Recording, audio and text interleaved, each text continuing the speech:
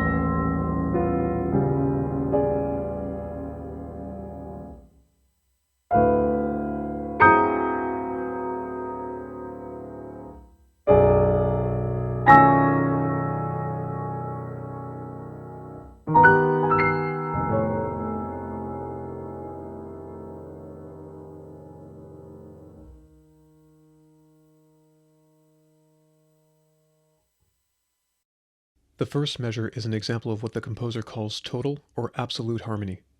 In his Traité d'harmonie, Obukhov describes this harmony as the union of sounds contained in the two whole tone scales, and including the 12 sounds of the tempered chromatic scale without repetitions. He goes on to elaborate that, in the chords of classical harmony, the notes contained in these chords can be doubled. In absolute harmony, for the right balance of sonority, the notes forming this harmony must preferably be at a desired height, any repetition is avoided, and chromaticism completely discarded. On page 32 of the treatise, the composer later writes, "The fusion of the tonal and atonal is not a paradox," and provides an example of a total harmonic structure that is broken into major and minor triads, as well as augmented triads that the composer describes as hexatonal, that is, they are derived from the whole tone scales. Returning to measure 1, we encounter the piece's first example of a total harmony, consisting of all 12 pitch classes without repetitions, precisely as described in Obukhov's treatise. Further, he also obviates the presence of several tonal harmonic structures, including an E-flat major triad, a C-sharp minor triad, and a B diminished triad. The composer also highlights two intervals that will provide unity to many of the piece's harmonies, including the harmonic minor ninths and the tritones, one of which occurs between the first two pitches of the measure, and the second one between the last two.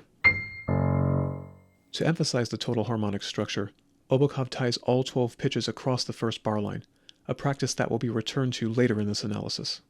The material of measure 3 is richly connected with that of measure 1. The closely voiced B diminished triad of the first measure is redeployed in open position at the second beat of measure 3, while the C F-sharp tritone that ended the first measure returns on the fourth eighth note of the third measure. Likewise, the A D-sharp, A-sharp E, and C F-sharp tritones are played in series in the middle staff of the third measure. Further, both measures have two eighth notes on their second beats, and are played at a soft dynamic that decrescendos yet softer. In the fourth measure, Obukhov again deploys a total harmonic structure. The A D-sharp tritone that opened the first measure is retrograded at the beginning of this measure, while the three tritones played on beats 2 and 3 form a complementary hexachord with those played on the same beats of measure 3. Beyond that, this measure's total harmonic structure consists of all 6 tritone pairs stacked on top of each other, and is further divided into a C whole tone scale on the top half, with a C sharp whole tone scale on the bottom half.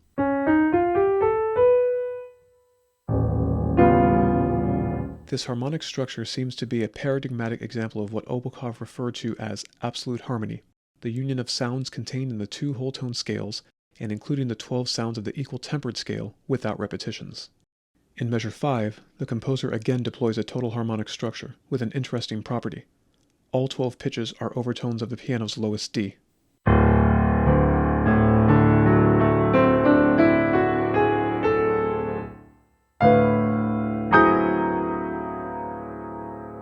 Measure 6 transposes the material from measure 5 down a minor third, with one exception, the G sharp in the upper staff. This results in a bar with 12 pitches, including 2 G sharps and omitting the pitch class G, which gives the measure an incomplete feeling loosely analogous to a half cadence in tonal music. This tension is resolved by the first pitch heard in measure 7, the missing G.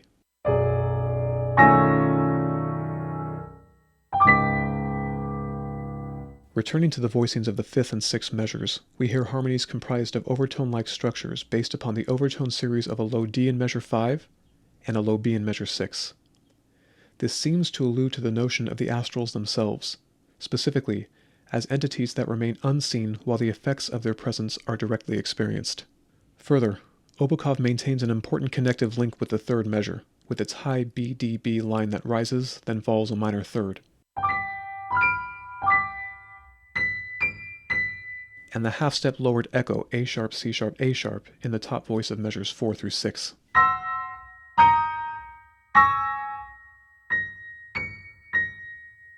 Measures 7 through 10 repeat measures 3 through 6, while measure 11 brings the opening section to a close.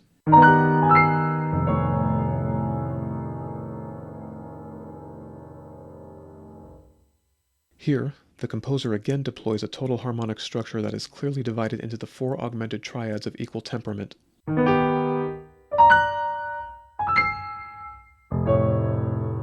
By aurally subdividing the total harmonic units into tonal structures, whole tone sets, and augmented triads, among other structures, Obukhov staves off the threat of monotony inherent in repeatedly deploying the full 12-tone chromatic set as widely spaced chords and at a very low dynamic level. In measure 12, the score shows 11 different pitches sustained across the bar line, though the missing chromatic pitch, A sharp, was indeed played in bar 11 and would be sustained across this bar line through the use of the sustain pedal. Errors like these show the need for more and better Obukhov scholarship in the future. In measure 13, Obukhov marks the material as being in a menacing sonority, and follows this with a star-like glimmer in the cadential gesture of measures 15 and 16. This section is then brought to a close by an otherworldly chorale in measures 17 through 19.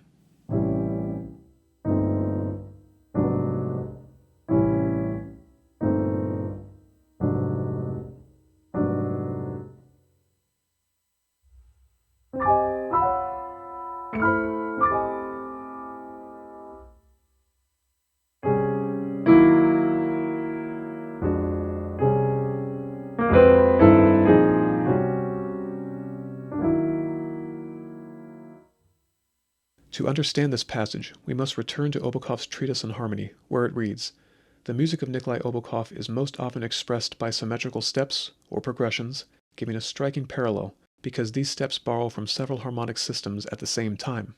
Returning to measure 13, we encounter several examples of this symmetrical motion, including the top voice, which descends in half steps and is harmonized in parallel minor thirds by the voice just below, while the lower staff's material descends in whole steps and is harmonized a minor tenth above, relating this material to the piece's opening harmony via the minor tenth interval at the bottom of the total harmonic unit.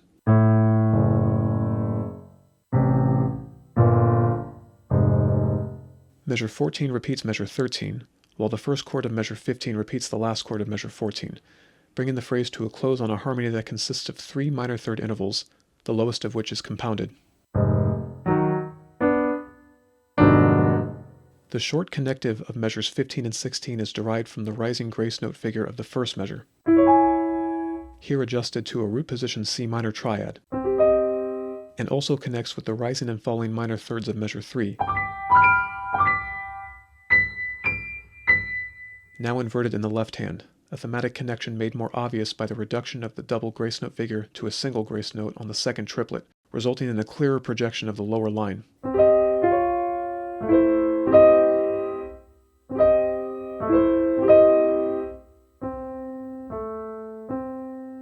The right-hand material of measures 15 and 16 is aurally related to that of measure 17 through the short-long rhythms,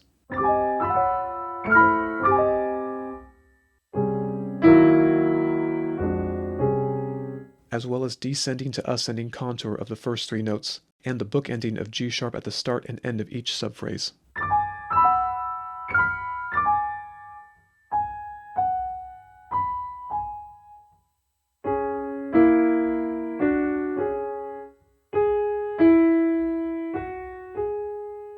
Much of this chorale's dissonance results from the polytonality of the outer voices, the soprano voice being an E mixolydian,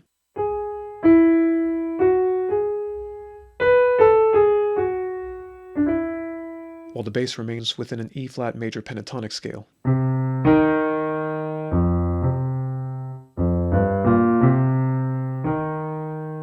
The grace note figures of measures 18 and 19 result from a process of continuous variation from the opening measure's rising figure, which is abbreviated to a rising figure with a single grace note in bar 15, and is here intervallically compressed to 2 ascending major seconds. The descending melodic figure of these measures moves from a harmonization of parallel perfect fourths to a final tritone at the cadence, all of which is harmonized in contrary motion by a rising E-flat major pentatonic scale. After a bar of silence, the opening bar's material returns, now with the right hand's dynamic marking raised to mezzo forte, a sign that the astral voices are drawing nearer. This is followed by a disturbing passage featuring parallel harmony and dotted rhythms that brings the phrase to an ethereal cadence.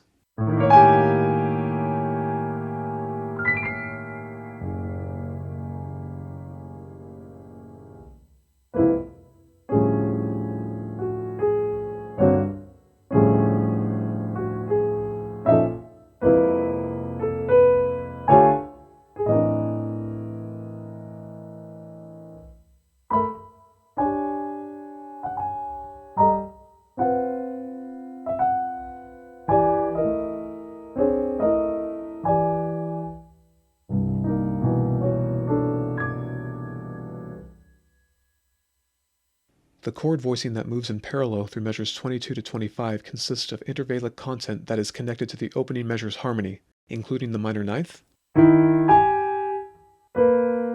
minor tenth involving the bass, and a widely spaced tritone, here in the outer voices. The rising major seconds between the last 16th note of beat 1 to the first eighth of beat 2 in measures 23 through 25 clearly relates to the similar grace note figures of measures 18 and 19. Obukhov again makes use of polytonality between the outer voices of this phrase, with the upper voice in E major,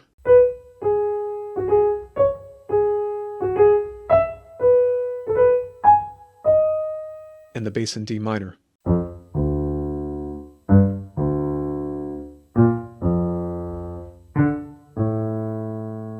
With both voices alluding to a half cadence via the leading tone D sharp of the right hand, and the minor 5 chord A minor in the left hand. At the last eighth note of measure 26, the composer deploys a short phrase that functions as a quasi-echo of measures 23 through 25, and that intensifies the material through the use of double dotted rhythms and the softest dynamic marking of the piece, pianissimo.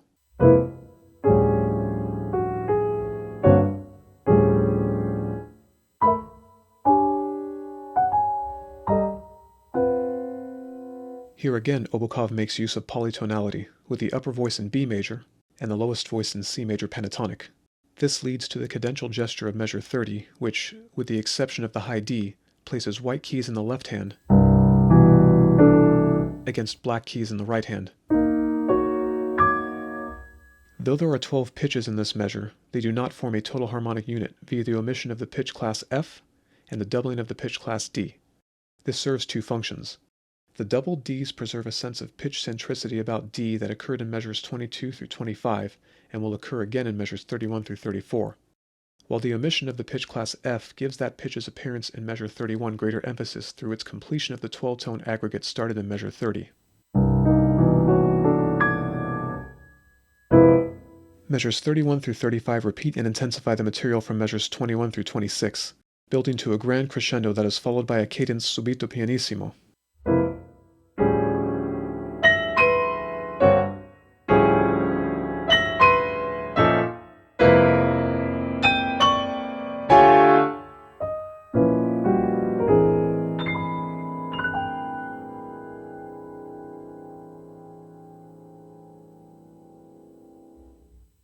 Comparing measures 22 and 32, it's apparent that the ascending major second, F-sharp, G-sharp of the former, has been transported to the upper reaches of the keyboard and transformed into a descending minor third, F-sharp, D-sharp in the latter. Further, this dyad has been harmonized with two trichords that form a total harmonic unit with the chord at the downbeat of this measure. This total harmony is repeated forte in measure 33, and followed in measure 34 by yet another total harmonic unit, here reaching a dynamic of fortissimo. The cadential material of measure 35 begins with a sustained D sharp that connects with the same sustained pitch class of measures 12 through 15. Further, the material heard at the end of measure 34 through 35 repeats that heard at the end of measure 25 through the downbeat of 26, with the material at the first beat of measure 35 heard as an interpolation.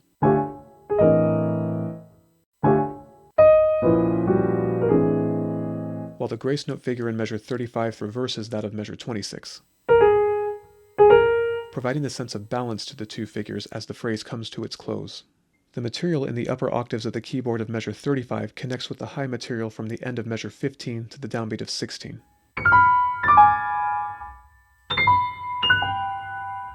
Measures 36 through 49 carry the short piece to its climax via widely varied dynamics, generally shorter phrase structures, and a concentrated summary of previously heard motivic units.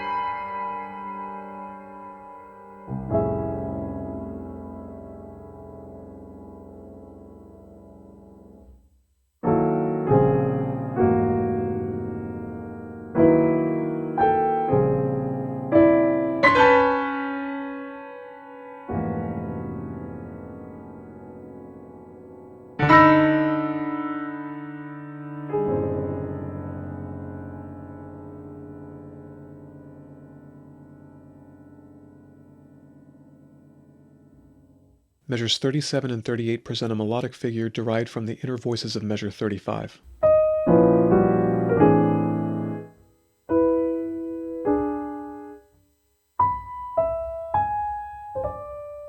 Further, measures 36 and 37 present a total harmonic unit with the pitch class C being repeated at the grace figure, while the left hand's material consists exclusively of interval class 2 structures, that is, minor sevenths, a major ninth, and a major second. This interval class will provide continuity through the following phrases, including the major seconds and major ninths of measure 38. This measure's material also connects with that of measure 23 via the dotted 8th and 16th note rhythms, and references the nearly complete white key versus black key stratification of measure 30.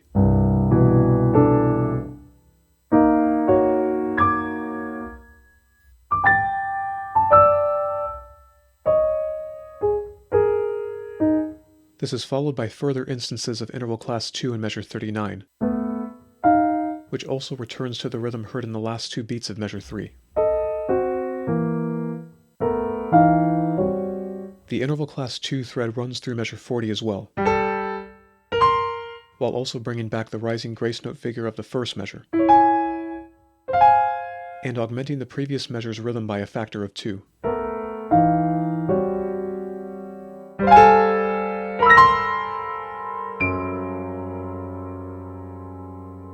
This rhythm continues in measure 41, as do the interval class 2 examples, while the entire measure consists of a total harmonic unit, and is played at the loudest written dynamic of the piece, fortissimo. In measures 42 and 43, the composer returns to the use of more clear triadic structures, while the pitches of measure 42 and the low A minor triad form a total harmony. The C-sharp minor triad in the upper staff of measure 43 duplicates pitches already heard in this short phrase, but seems to function as a shadow version of the C-sharp major triad at the downbeat of measure 42.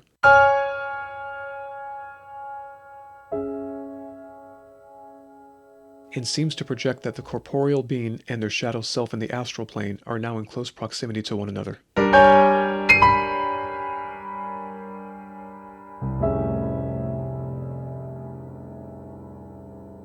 Measure 44 returns to the two eighth notes plus quarter note rhythm of measure 3 and employs two interval cycles. Falling perfect fourths in the upper notes of the left-hand material, here harmonized a minor third below, leaping to the composer's favorite minor tenth, and falling minor thirds in the thumb of the right hand, which retrograde the pitch classes in the upper notes of measure 41. In measures 45 and 46, Obukhov returns to the rhythms of measure 23.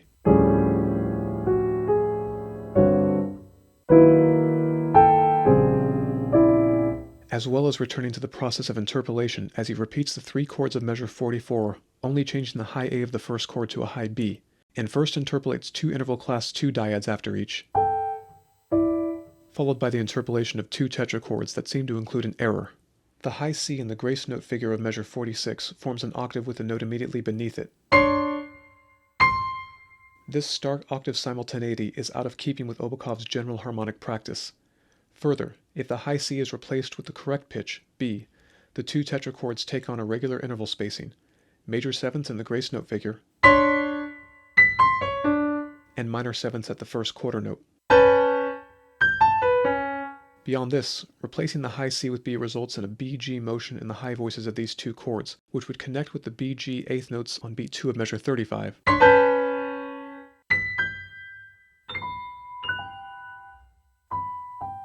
The second note of which is itself part of a symmetrical ladder of major sevenths. Measures 47 and 48 consist of all 12 pitch classes with the exception of F, and in which D is repeated twice via the grace note figure at the start of the bar. There are two interpretations of this near total harmony. The first of which is that the bar is correctly notated and the 12-note structure with the two Ds and no Fs links with the other 12-note structure with the same features heard in measure 30. The other reading is that the repeated Ds at the start of bar 47 are awkwardly notated, with the repetition occurring via a grace note figure written across two different staves. In this case, it seems likely that one of these Ds should actually be an F. This reading would also be supported by Obukhov's use of 12 ties across the bar line in measure 49, a notational convention that he has only used with total harmonic units thus far in the piece, and that he uses frequently for total harmonic structures in other pieces. Here is the passage as notated.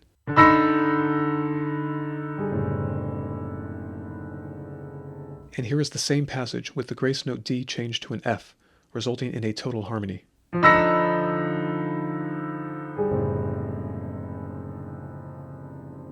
In any case, the low F sharp and A of measure 48 recall the same low pitches of the opening measure, and foreshadow the reprise of that material in measure 56. In measures 50 through 55, Obukhov returns to widely spaced total harmonies and brings the piece's middle section to a luminous conclusion.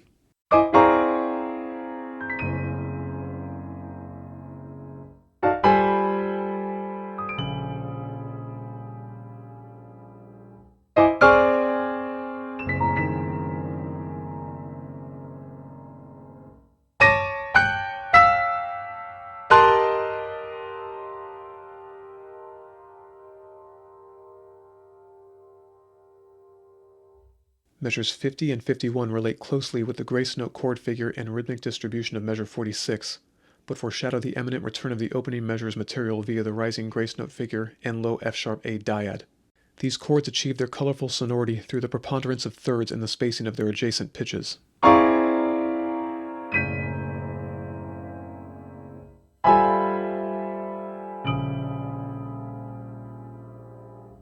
In measure 52, the composer voices the harmony with a preponderance of fourths, both perfect and augmented, giving the sonority a more open and ambiguous sound.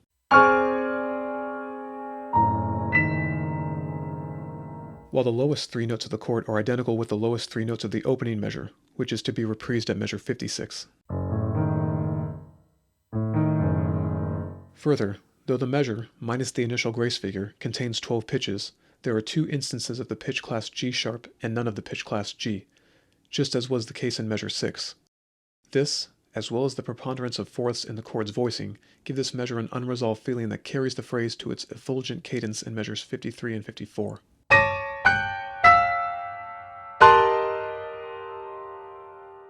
Here, the composer returns to the rhythm of two eighth notes followed by a quarter note first heard in measure 3 and deployed throughout this middle section. The pitch class G sharp, which was heard twice in the previous measure's harmony, is now absent, while measure 52's missing G is here heard twice. Obukhov returns once more to the use of an interval cycle with the top voices descending whole steps, harmonized in tritones by the upper notes of the middle staff, while he also makes use of polytonality once more via the high notes of the upper staff material, which remain within B major, while all but one note of the middle staff remains within B flat major. After an intense silence, the composer deploys the piece's final reprise, a near verbatim repetition of the first 11 measures, with a few slight modifications. The chords in the upper staff of measures 59 and 63 now include written arpeggiations compared with their early appearance in measures 4 and 8, which more closely connects the latter versions with their preceding material via the rising grace figures in each.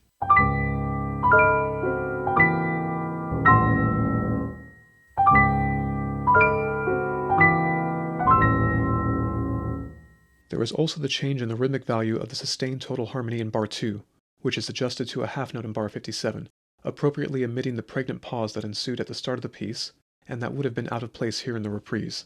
Lastly, the dynamic marking at the start of measure 56 has been adjusted to mezzo forte in both hands, indicating that the presence of the astrals is now undeniably upon us for the piece's final section.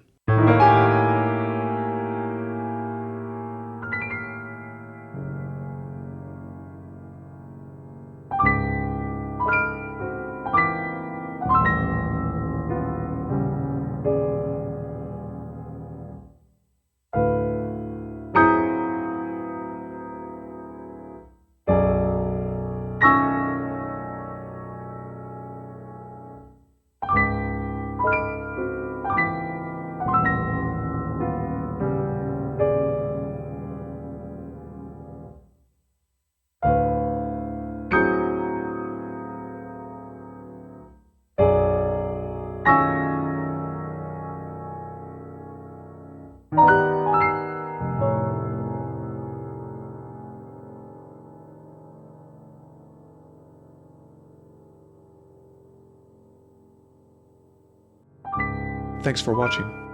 If you have suggestions for future analyses, please leave them in the comments below.